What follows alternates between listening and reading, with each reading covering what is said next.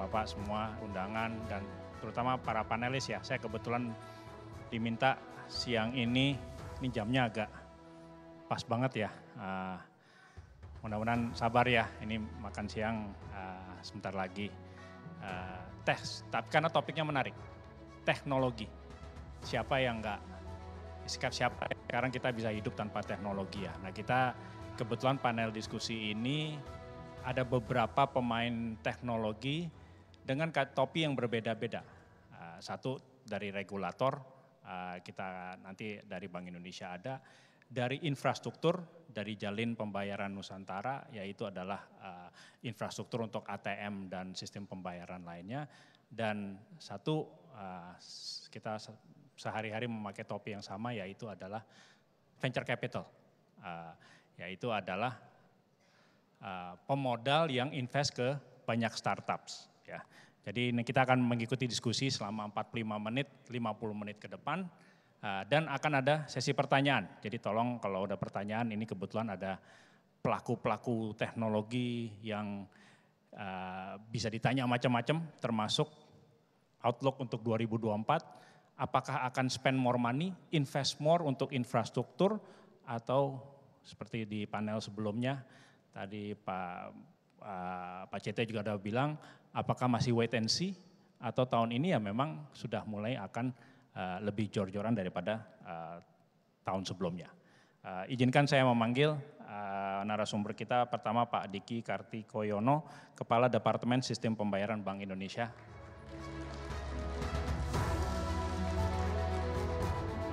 Aryo Tejo Bayu Aji, Direktur Utama Jalin.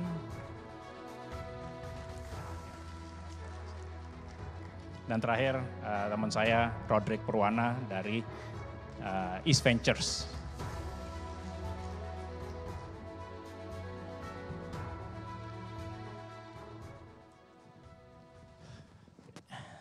Terima kasih Bapak-Bapak. Kita ada beberapa pertanyaan yang sudah disiapkan. Saya ada pertanyaan dari saya sendiri. Saya paham juga ada mungkin 2 dari 3 ini yang menyiapkan materi juga. Jadi silakan menjawab dengan dibantu oleh pemaparan, nanti tim di belakang akan bantu menampilkan ya.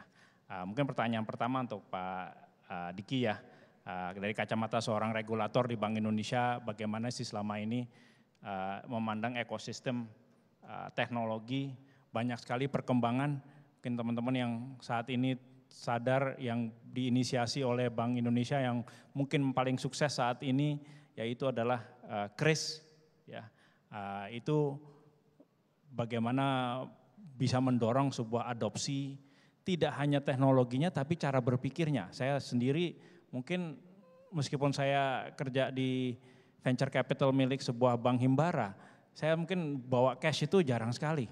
Itu mungkin kita yang sehari-hari itu tinggal di Jakarta perlu cash itu mungkin terutama pada saat bayar parkir mungkin. Itu pun parkir yang bukan di tempat gedung atau mall ya, mungkin di pinggir jalan. Karena semuanya segala macam saat ini sudah bisa menggunakan KRIS ya. Nah ini, tapi apakah itu hal yang sama sudah terjadi di luar kota besar? Apakah itu mungkin tantangannya ya? Dan itu mungkin kita mau mendengarkan. Jadi silakan Pak Diki, pertanyaan tentang adopsi teknologi dan peran Bank Sentral dalam hal ini. Terima kasih Pak, Bismillahirrahmanirrahim. Yang terhormat Pak Hairul Tanjung, Pak Purbaya Yudi Sadewa, biasanya ketemu di tempat-tempat enak ya Pak, sekarang kita di ruang rapat. Bapak, Ibu semua, Assalamualaikum warahmatullahi wabarakatuh. Selamat siang, salam sejahtera untuk kita semua. Izin Pak, karena waktunya sudah mepet, tadinya saya menyiapkan slide, tapi pertanyaannya mungkin lebih baik saya menceritakan tentang konfigurasi teknologinya ya Pak ya. Jadi Pak, case-nya pandemi itu blessing in disguise. Kita perlu mencari sebuah instrumen yang bisa memfasilitasi katakan ekonomi tanpa harus berinteraksi langsung.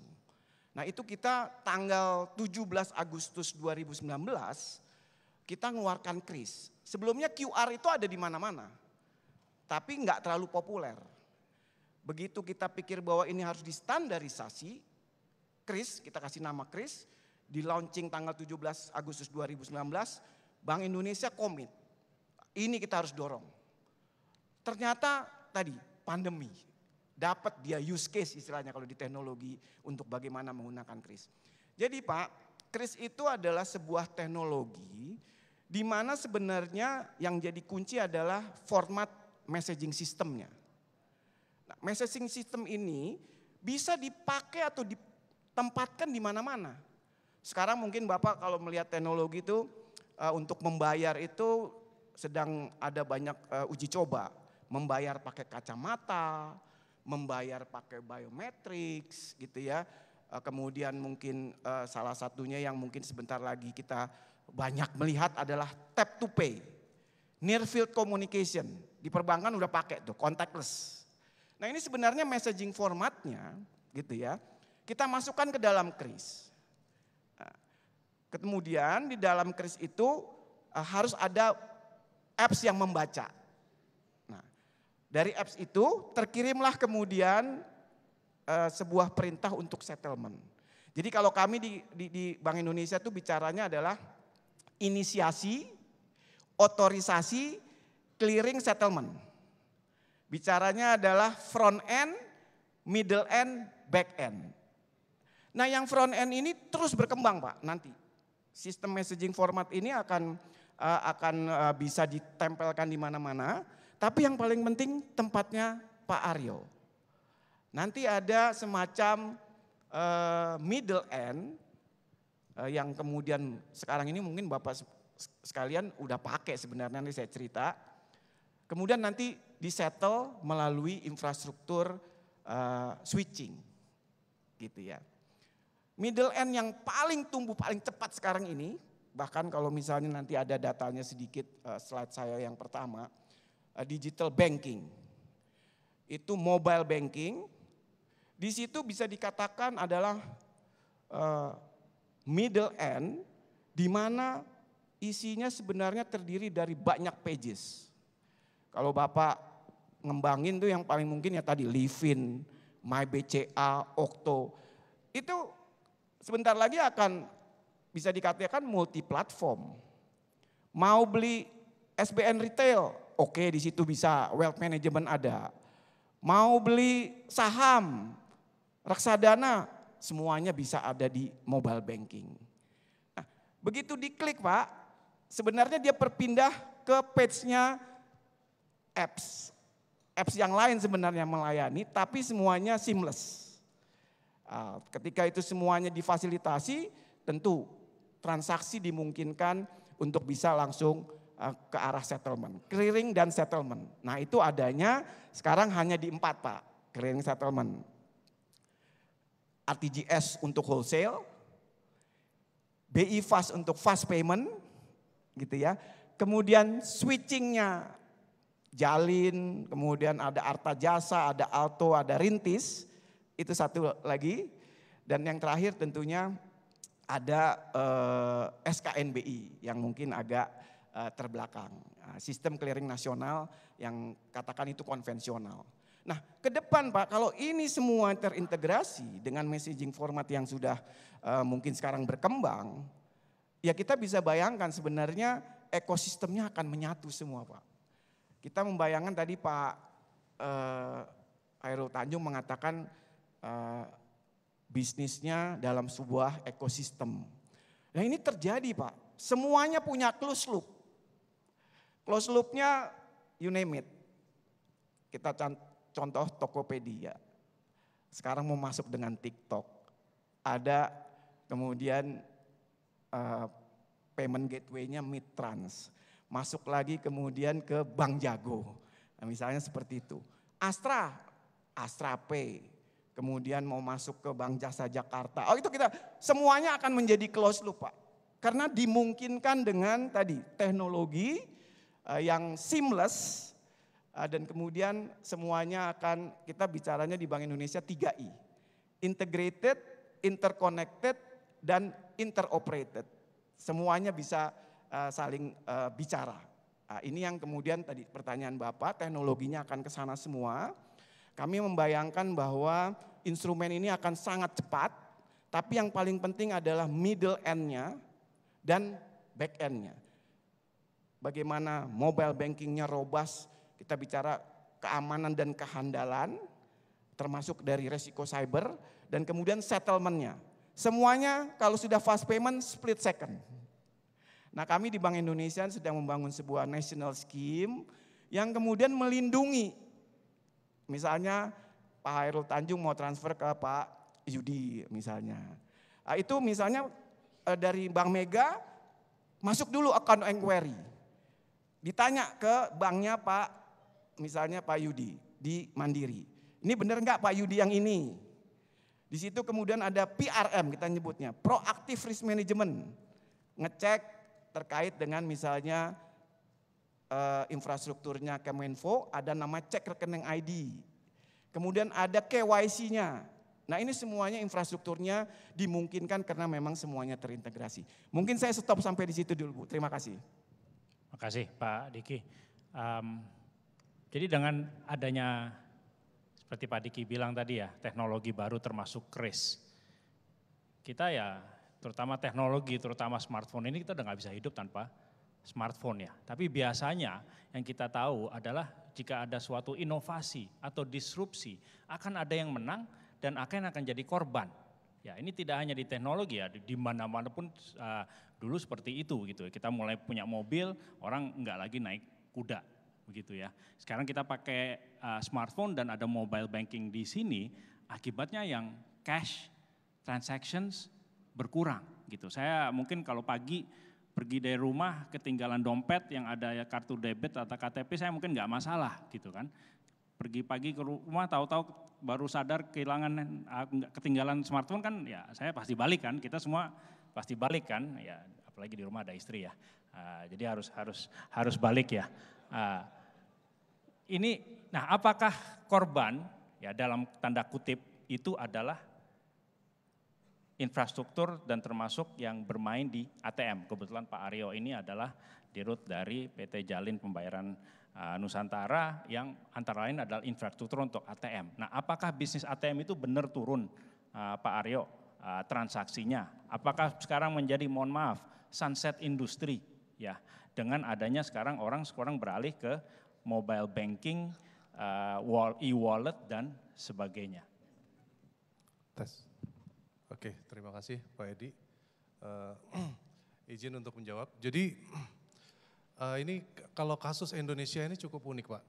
Jadi kita ngelihat bahwa kalau lihat dari transaksi itu pertumbuhan transaksi kita bersyukur punya BI, Pak Diki, Pak Peri sebagai gubernur ini menggovern sedemikian standarisasinya sehingga seluruh pelaku industri itu bisa firm apa yang tahu kebijakan ke depan seperti apa dan bagaimana juga kita untuk mengantisipasinya.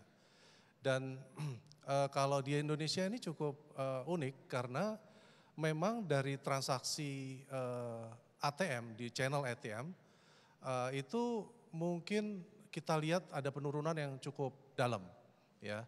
Karena mungkin saya jelaskan juga di Jalin ini kita menangani seperti yang Pak Diki sampaikan tadi, kita menangani untuk berbagai macam switching channelnya dari ATM, QRIS, untuk EDC, ataupun untuk internet banking, mobile banking gitu. Jadi kita bekerja baik itu yang terkait dengan channel yang terkait cash maupun dengan digital. Nah kalau yang mungkin saya sampaikan dulu tentang yang terkait dengan cash.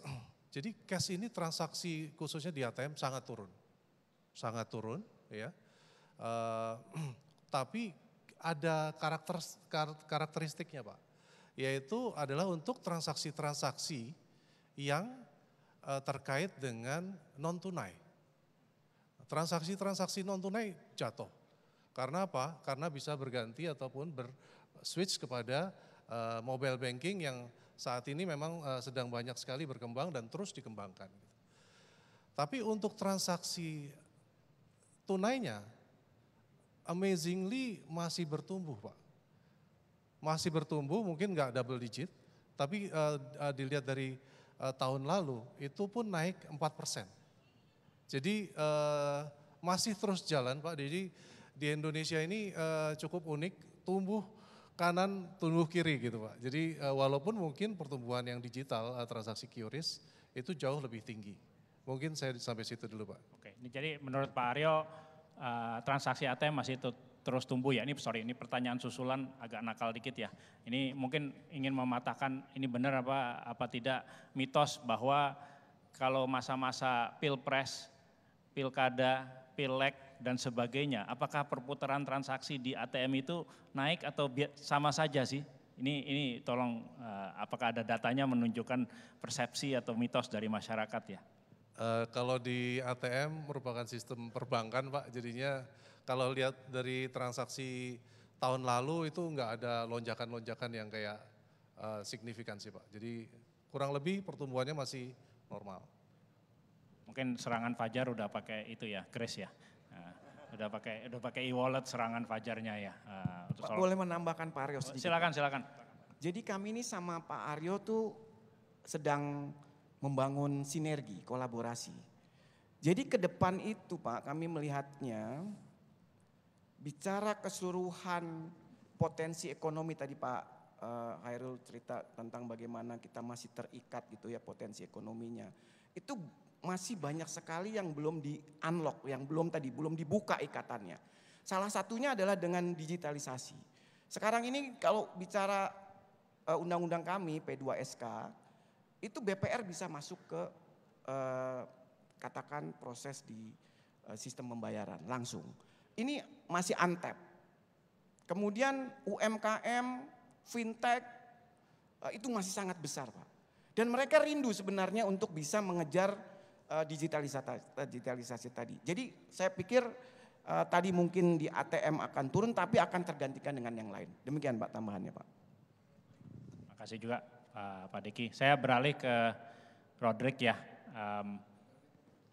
Temanya masih sama. Ini Indonesia sedang mengalami mungkin naik kelas dari sisi pemanfaatan teknologi. Sebagai investor, dari kacamata investor, bagaimana terus kemudian menyikapi ini, how to monetize from memang kenyataannya Indonesia satu senang spending, tapi sekarang spendingnya udah online dan dulu spendingnya cash, sekarang mungkin spendingnya banyak melalui transaksi smartphone, digital, ATM dan sebagainya, begitu ya. As an investor, apakah ini akan seluruh semuanya akhirnya ke teknologi dan andai kata teknologi apakah jadinya B2C, B2B-nya bagaimana dan seterusnya. Ya, terima kasih Pak Edi pertanyaan juga. I think dari sisi kita sebagai investor ya mungkin ya, kita ini sudah mulai berinvestasi kurang lebih 15 tahun. Ini tahun ke-15 kita berdiri. Dan kebetulan salah satu investasi pertama kita itu di Tokopedia waktu itu. Nah kalau kita lihat waktu itu juga jumlah transaksi per hari pada waktu kita invest itu hampir 15 tahun lalu mungkin dalam puluhan ya per hari ya.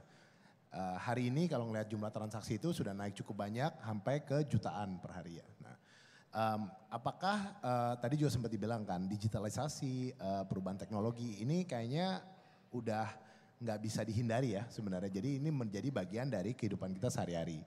Kalau dari sisi investor, kalau kita melihat sebenarnya itu digital itu bukan menggantikan total sebenarnya apakah yang offline. Jadi digital itu komplement sebenarnya ya sebagai untuk bersama-sama menyandingi ya. Nah kalau hari ini itu mungkin digital berbeda-beda apakah dari sisi marketplace e-commerce, apakah dari sisi fintech, persentasenya beda-beda. Jadi penetrasi e-commerce di Indonesia mungkin sekitar 10%-an gitu hari ini ya kan. Kedepannya prediksinya akan terus bertumbuh menjadi 15-20% ya kan mungkin, tapi apakah akan menggantikan total peran offline sepertinya sih kita belum lihat ya. Bahkan di negara-negara yang sudah lebih maju ya yang kita lihat sampai saat ini pun nggak menggantikan total peran offline sebenarnya. Jadi kalau kita dari sisi investor sih kita melihatnya digital itu adalah komplement dan gimana bisa bersama-sama kali ya untuk memperbaiki kehidupan customer atau orang-orang yang terlibat di dalamnya. Apakah tadi B2C atau B2B, mungkin kalau dari sisi kita biasanya di market-market saat mulai berkembang atau bertumbuh itu selalu dimulai dari B2C karena konsumer itu mungkin lebih mudah ya. Tapi seiring berjalannya waktu pasti ada juga perkembangan B2B di teknologi. Nah itu kita juga melihat dua-duanya itu sekarang mulai jalan juga. Bukan cuma di B2C tapi juga di B2B. Jadi kalau dari sisi investor sih kita melihatnya sangat optimistis ya sebenarnya ya. Untuk bagaimana melihat adanya perubahan-perubahan digital ini dan sebagai pemodal apa yang bisa kita lakukan untuk membantu, mensupport dan mendorong perusahaan-perusahaan yang bergerak di bidang digital ini. Mungkin itu Pak Edi. Oke, makasih Roderick. Jadi jika di audiens ada di antara kalian yang mungkin sedang punya startup atau memikirkan untuk bisnis startup, ya tadi ya kacamata venture capital ya, biasanya B2C karena itu B2C yang maju duluan karena konsumer biasanya lebih adopsi digitalnya lebih cepat, baru kemudian B2B. B2B memang pada dasarnya lebih risk averse ya, mereka menyusul karena nilai transaksinya lebih besar, menyangkut customer dan sebagainya. Jadi ini menarik disimak. Oke, saya mau pindah topik ke yang sebenarnya sudah disinggung di panel sebelumnya, tapi sangat relevan saat ini adalah artificial intelligence. Ya, semua orang udah bilang AI, ya, generative AI, ChatGPT, apapun itu chatbot, yang sudah mulai masuk. Mungkin belum masif, tapi sudah mulai masuk di ekonomi Indonesia. Pertanyaan tema yang sama untuk ketiga panelis kita. Jadi mungkin angle-nya jawabnya aja beda-beda berdasarkan perspektif Bapak-Bapak. Pertama untuk Pak Diki, AI sebagai regulator, jika kemudian ada perusahaan lembaga keuangan yang menggunakan AI, apakah itu diperbolehkan atau ada rambu-rambunya, dan apakah Bank Indonesia sendiri sebagai regulatory body mengadopsi RegTech yang sekarang lagi trending kan yang namanya regulatory technology ya. Itu pun bisa untuk membantu pekerjaan teman-teman di Bank Indonesia. Ya, terima kasih Pak. Ini sangat relevan pertanyaannya buat kami juga di Bank Indonesia. Ada RegTech, ada SupTech gitu ya. Jadi kami juga nanti masuk dalam teknologi itu supervisi. Begitu masuk di supervisi, AI sangat-sangat membantu. Contohnya tadi saya menyentuh sebuah teknologi yang sekarang ini sedang kami coba kembangkan, yaitu proactive risk management. Real time transaction, real time fraud. Spread out transaction, spread out risk juga. Gitu. Nggak mungkin kita ngawasin pakai manual atau konvensional berdasarkan reporting biasa Pak. Semuanya harus kita capture dalam sebuah konfigurasi teknologi dan yang sangat-sangat powerful membantu adalah AI. Kira-kira seperti itu Pak. Jadi kalau terkait dengan keseluruhan ekosistem di sistem keuangan, ini yang menjadi fokus kami. Bagaimana kita mengembangkan pendekatan pengawasan dari sisi teknologi. Itu satu hal. Yang kedua Pak, dari sisi juga decision making proses kami. Bank Indonesia, sebagaimana mungkin juga LPS, nggak mungkin bisa merumuskan kebijakan tanpa data Pak. Nah data ini kita harus dapat dari semua lini. Termasuk dari sistem pembayaran nanti. Dari front end, tadi tempatnya Pak Aryo, middle end dan back end. Dan semua prosesnya dalam sebuah konfigurasi pusat data yang kemudian cara menariknya adalah menggunakan AI.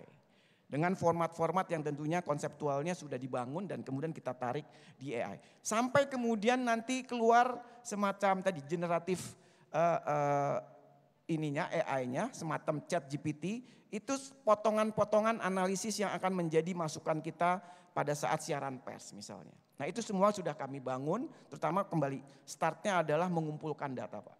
Itu prosesnya akan seperti itu. Terima kasih Pak. Terima kasih Pak Diki.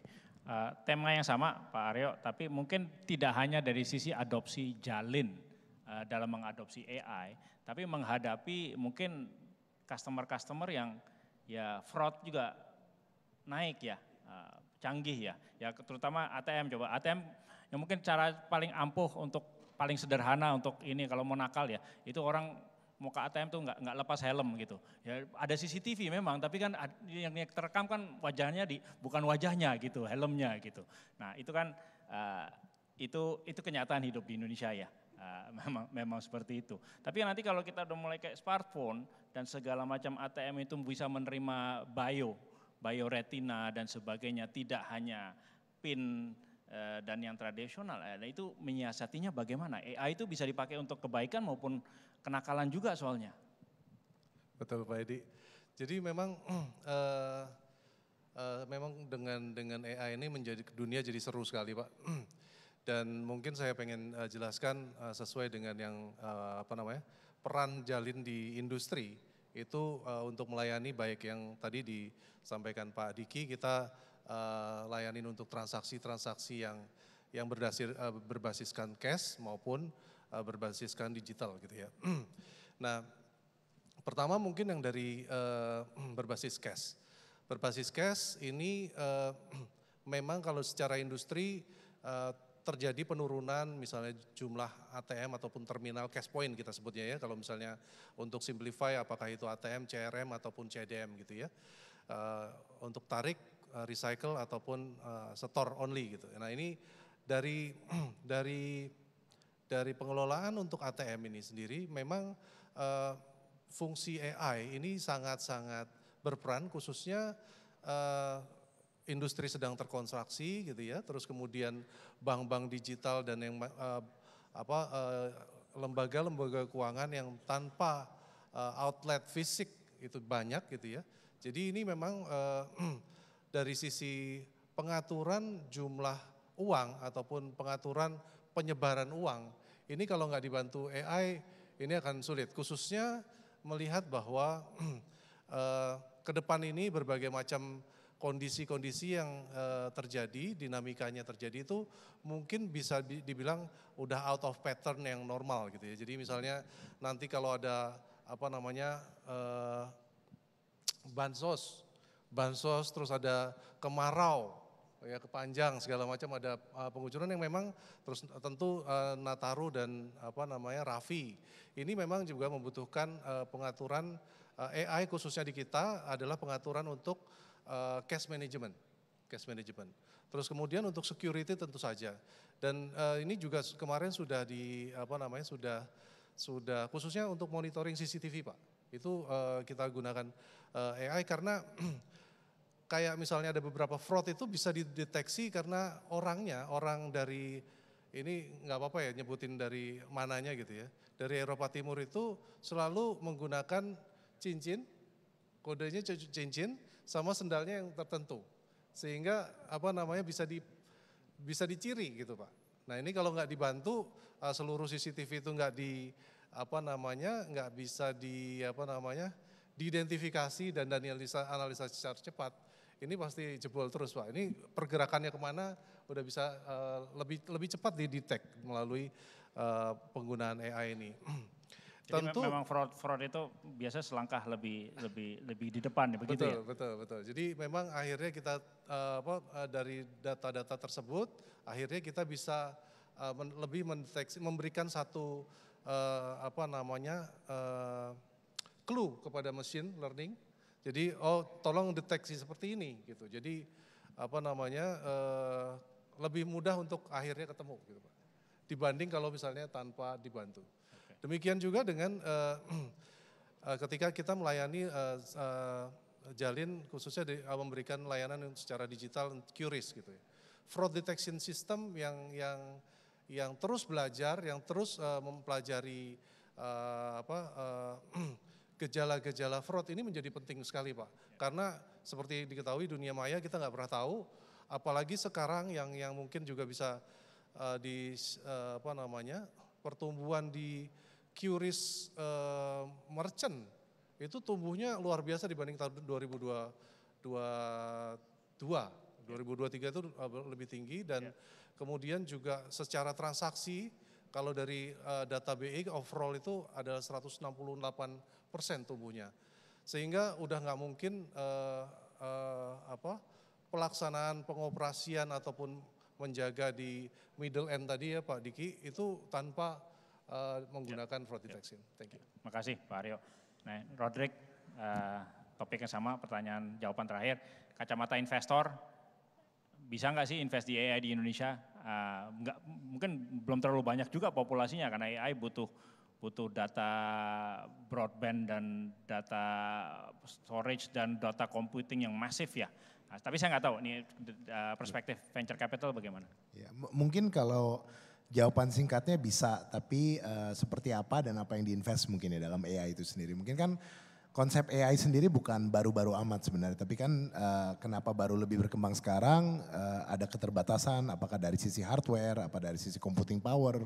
Sebelumnya mungkin dalam beberapa tahun terakhir AI itu sendiri sekarang baru mulailah, maka dengan ada produk-produk consumer seperti ChatGPT yang open source dan lain-lain. Jadi orang lebih familiar ya.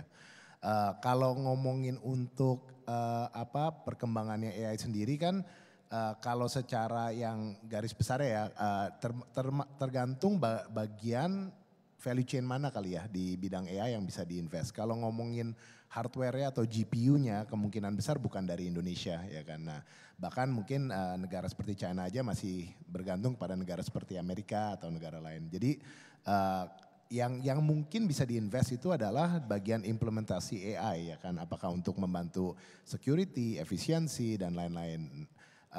Seiring waktu juga kalau kita lihat ya industrinya itu harus masih berkembang dulu buat kita bisa invest benar-benar. Jadi kalau di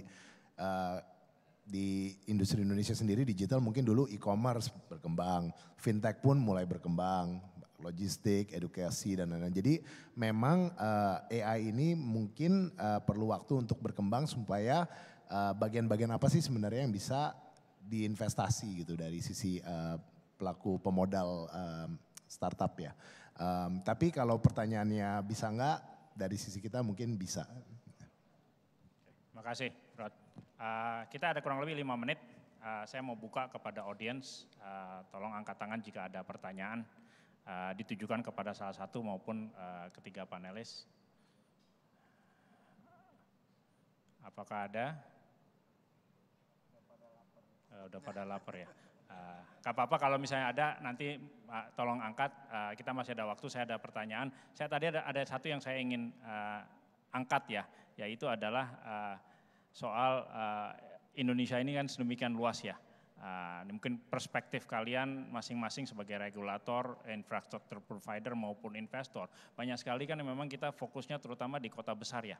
10 kota besar mungkin ya, terutama di Jawa pula itu ya. Sedangkan growth itu kan banyak sekali terjadi di kota tier 2, tier 3, bahkan di pedesaan, opportunity-nya banyak, tapi banyak juga yang nggak masuk ke sana, termasuk infrastruktur gitu ya, sistem pembayaran terutama ya. Nah ini menyiasatinya bagaimana? Pak Diki silakan. Ya. Terima kasih Pak Edi. Mungkin saya masuk lagi ke pertanyaan pertama Pak Edi tadi, yaitu kris. Kris itu akan terus berevolusi Pak teknologinya. Sekarang ini yang terakhir sedang dikembangkan bersama teman-teman industri perbankan. Itu namanya kris tuntas Pak. Kris tuntas itu singkatan dari tunai, transfer, setor. Yang paling penting adalah transfernya Pak. Jadi cukup dengan mengirimkan krisnya, QR-nya, itu kita bisa kemudian scan dan kemudian langsung bisa kirim kemanapun. Use case-nya di mana Pak? Mohon maaf saya mungkin menyebut sekelompok masyarakat kita ya, yang migran Pak. Kerja di kota, keluarganya di desa. Nah ini kalau pakai kris tuntas Pak, itu praktis sebenarnya transfer harian pendapatannya itu 0. Kalau 100.000 ke bawah. Tapi lebih dari itu dia cuma membayar sangat murah. Nah tentu kembali karena memang engine dari pertumbuhan ekonomi kita nggak bisa terus mengandalkan yang konvensional Pak. Nah digital ini yang kemudian kita cari segala peluang yang mungkin kita bisa temukan. Jadi teknologi pasti akan mendorong velocity dan kemudian kalau dari kami di ekonomi juga melihat multiplier dari uangnya dan yang terakhir tadi Pak, kemudahan masyarakat. Ini yang kami dorong terus Pak. Terima kasih Pak. Terima kasih Pak Diki. Kurang lebih sama Pak Aryo, kota tier 2, tier 3 dan ya, sebagainya. Kalau mungkin dari data yang kita miliki ya, khususnya dari kita refer dari laporan dari BI, ini cukup menarik gitu, bahwa yang tadi saya sampaikan pertumbuhan merchant ini cukup tinggi sekitar 27% tahun lalu. Jadi teman-teman message-nya dari teknologi dan sistem pembayaran tahun 2024 ini positif lah, optimis sesuai dengan ini ya. Dan di BI sendiri 168 ini memang terkesan kalau lihat dari penyebarannya dari 30 ribu merchant tadi saat ini masih terdominasi di Jawa. Di Jawa, terus kemudian di luar Jawa itu sekitar berarti tinggal 30-an persennya gitu ya. 10 ribunya gitu. Nah tapi memang terus bertumbuh Pak. Khususnya ketika yang tadi saya sampaikan acquirer ataupun issuer dari untuk QRIS ini memang dibukakan oleh BI untuk dilakukan baik oleh bank atau non-bank. Nah kenapa saya sampaikan begitu? Karena di catatan kami sendiri di Jalin itu top 3-nya itu malah bukan bank Pak. Bukan bank ya? Bukan bank. Dan mereka memiliki satu pola penyebaran yang tadi Pak Diki sampaikan sebetulnya pola penyebarannya ini sendiri walaupun belum dikeluarin sama Pak Diki tuntasnya tadi tuh, belum dikeluarin Pak. Itu sendiri memiliki pola penyebarannya ini masing-masing. Ada yang menyasar kepada pasar-pasar, ada yang menyasar kepada event organizer dimanapun dia buka, dia selalu pastikan semua tenantnya, merchantnya itu membuka QRIS dengan mereka. Jadi ini memang membutuhkan waktu tapi pergerakan dan pergulirannya ini cepat sekali gitu. Ya, jadi perlu ekosistem ya? Betul, betul. Tidak hanya end user tapi betul, ada merchants, ada dan sebagainya. Dan ya. kalau dari sisi yang gerakan-gerakan yang mungkin bisa saya sampaikan juga yang terjadi di BUMN adalah bahwa ini ada yang kita sedang lakukan juga ada konsolidasi ataupun integrasi jaringan ATM, di mana Jalin ditugaskan oleh kementerian untuk melakukan integrasi antara ATM ataupun cash point yang dimiliki Himbara agar lebih terintegrasi. Jadinya tadinya harus ada 4 ATM untuk 4 bank Himbara, ini hanya membutuhkan 1 ATM yang diintegrasikan Jalin untuk melayani 4 Himbara karena seluruh fiturnya sudah terisi di dalam 1 ATM. Artinya apa? Artinya memang secara industri untuk yang kebutuhan cash tadi memang terkontraksi gitu ya. Tapi dengan adanya integrasi ini memungkinkan untuk melakukan penyebaran dari ATM-ATM yang tadi itu ke lokasi-lokasi white space yang makin luas juga. Jadi mungkin ini yang kita bisa sampaikan dari sisi pelaku mid-end itu, middle end, baik untuk secara cash, terminal maupun digital. Pak. Makasih Pak Rio. Waktunya udah habis, cuman mungkin one sentence closing statement dari masing-masing. Boleh yang tadi Roderick yang tentang topik yang apakah kalian mau invest ke tier 2, tier 3, tapi satu kalimat closing statement, ingat bahasannya adalah outlook 2024 ya.